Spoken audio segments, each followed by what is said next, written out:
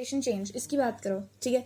Fe3+ is yellow and your cyanide, ठीक है, cyanide बोलते हैं सल्फर साइनाइड, ठीक है, दिस इज कलरलेस, तो this gives you Fe iron sulphur cyanide iron cyanide something, ठीक है।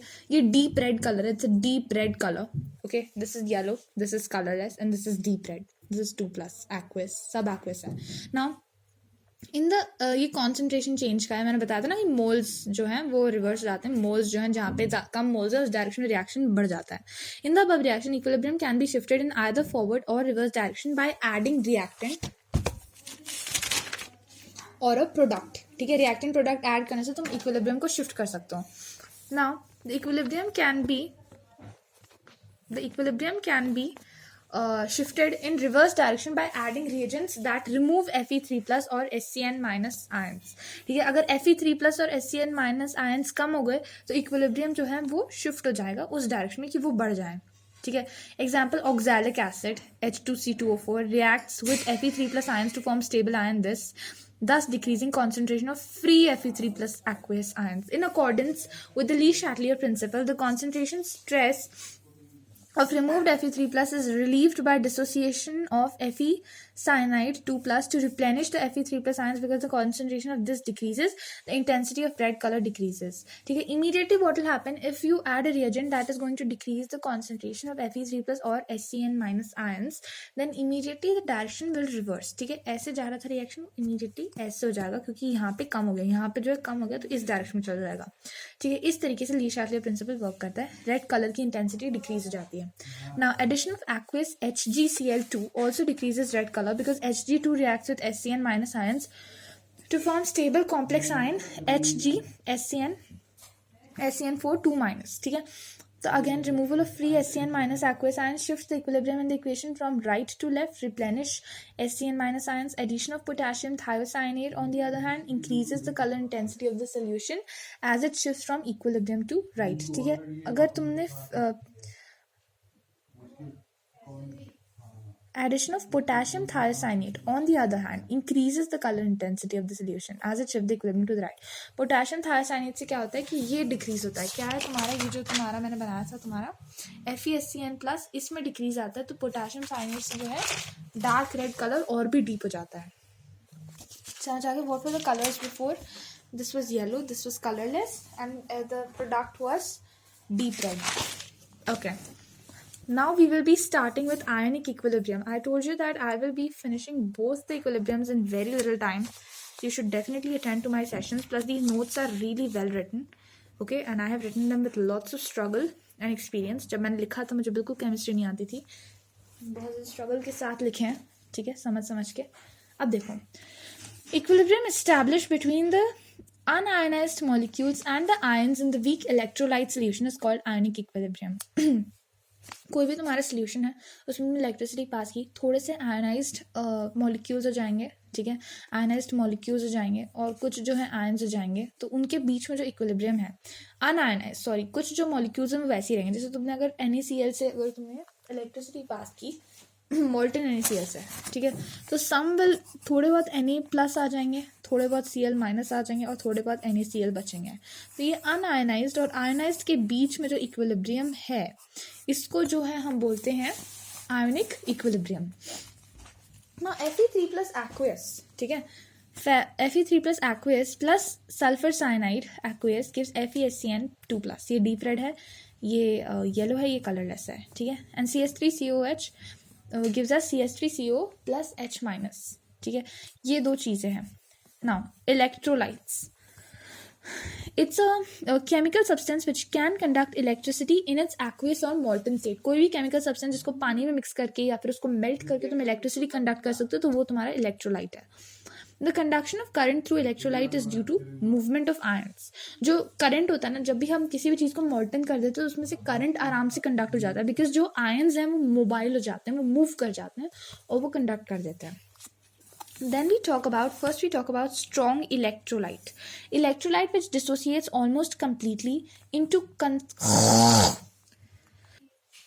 dissociate almost completely into constituent ions in an aqueous solution is known as strong electrolyte. Hence they are good conductors of electricity. जो completely dissociate हो जाते हैं, जैसे HCl को तुम डालो, उसमें तुम electricity डालो ना, वो completely dissociate हो जाएंगे, ठीक है, वो बिल्कुल completely जो है वो H और Cl में बन जाएगा, H2SO4 completely H2 और SO4 में बन जाएगा, HNO3 completely H plus NO3 minus में बन जाएगा, NaOH completely Na plus OH minus में बन जाएगा, KOH completely डिसोसिएट हो जाते हैं. तो ये स्ट्रॉन्ग इलेक्ट्रोलाइट है बिकॉज इसमें सारे के सारे अनआयनाइज मॉलिक्यूल्स आयंस में कन्वर्ट हो जाते हैं ऑलमोस्ट कम्प्लीटली, ठीक है. और फिर वीक इलेक्ट्रोलाइट की बात करें तो comprises compounds which ionise partially in aqueous solution and are poor conductor of electricity, ठीक है, इनकी इलेक्ट्रिसिटी बहुत कम कंडक्ट होती है, फिर वो आयनाइज भी बहुत पुअरली होते हैं, ज़्यादा आयनाइज होते नहीं, थोड़े बहुत जो है बन जाते हैं आयंस और थोड़े बहुत अनआयनाइज्ड मॉलिक्यूल्स रह जाते हैं, ठीक है, 50-50 रहता है.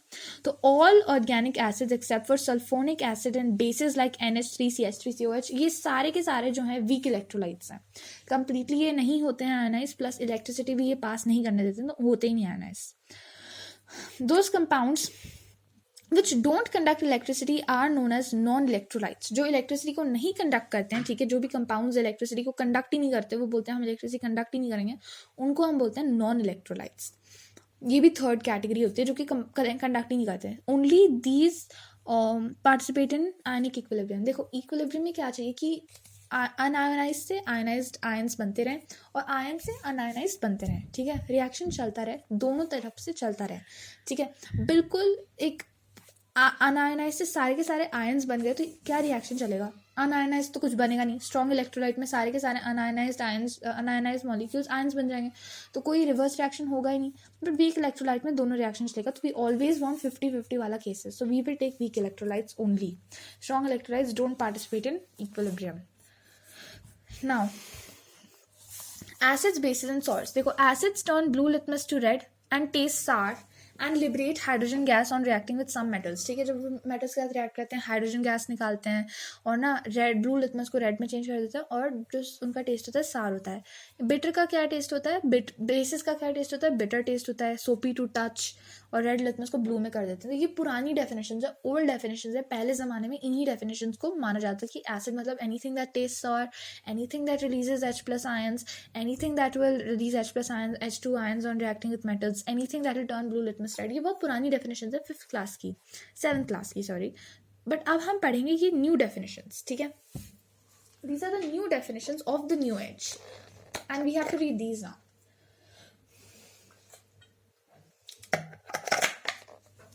मैंने लिटरली तुम्हारे आज ही तुम्हारा पूरा का पूरा मैंने आयोनिक इक्विलिब्रियम खत्म करा है. Just look at me. Arrhenius concept देखो तुम. According to this theory, acids are the substances that dissociate in water to give H plus ion और H3O plus ions, ठीक है. वाटर में डिसोसिएट करके क्या देते हैं, either H plus ions और H3O plus ions. H plus ions are your hydrogen ion, H3O plus are your hydronium ions, ठीक है. And bases are the substance that produce hydroxyl ions. Hydroxyl ions are your OH minus ions, ठीक है. Arrhenius ने क्या कहा कि उन्होंने कहा कि वाटर में अगर तुमने पानी में डाला तो एसिड H plus देंगे या H3O plus. देखो H प्लस बहुत ही अनस्टेबल है, प्रोटॉन है. प्रोटॉन जब एक हाइड्रोजन एटम नहीं एग्जिस्ट करता तो उसका प्रोटॉन कहाँ से एग्जिस्ट करेगा, राइट. तो H plus ion will immediately react with water, give H3O plus ion. H plus किसी ने आज तक देखा ही नहीं है, हमें बस पता है कि H प्लस देते हैं, पर वो इमीडिएटली पानी के साथ रिएक्ट करके हाइड्रोनियम बना लेता है H3O प्लस, तो हम दोनों बोलते हैं, ठीक है. और हाइड्रोक्सिल आयन बेसिस देते हैं. सबसे बेसिक है पर न्यू एज डेफिनेशन है. It fails to explain acidic and basic behaviour in non aqueous solution. अगर पानी में नहीं डाला, पानी अगर खत्म हो गया दुनिया का, तो क्या होगा नहीं बता सकता. It can not explain the acidic character of AlCl3, not Cl3, AlCl and basic character of NH3PH3. क्यों AlCl एसिडिक है, क्यों इसमें तो AlCl जो है एक एसिड है पर इसके अंदर हाइड्रोजन आयन नहीं है, तो ये कहाँ से H प्लस आयन देगा, कहाँ से ये H3O प्लस आयन देगा, तो ये एक्सप्लेन नहीं कर पाता. ऐसे ही NH3PH3 में OH नहीं है, तो ये कहाँ से देगा. देखो ये अज्यूम करता है कि सारे के सारे बेसिस जो है उनमें OH आयन भरे पड़े हैं. ये ऐसे बेसिस को अज्यूम करता है, KOH, NaOH. ये बहुत स्ट्रॉन्ग बेसिस है ऑल दो, बट इसी तरीके के OH वाले बेसिस को ये अज्यूम करके आर्हीनियस कॉन्सेप्ट वर्क करता है.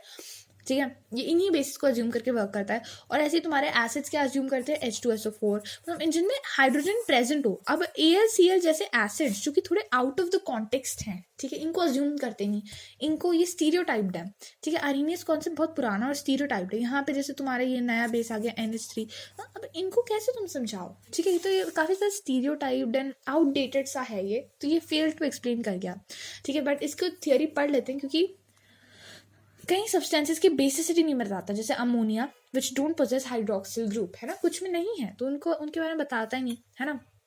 तो HX जो है पढ़ लेते हैं। HS in aqueous solution gives H plus X minus in aqueous solution, ठीक है। वेरी रिएक्टिव प्रोटॉन, तो ये इमीडिएटली H3O प्लस बना लेता है, रिएक्ट कर जाता है पानी से, HX प्लस H2, ठीक है, liquid gives H3O plus aqueous plus X minus, immediately पानी से रिएक्ट करके ये बना देता है।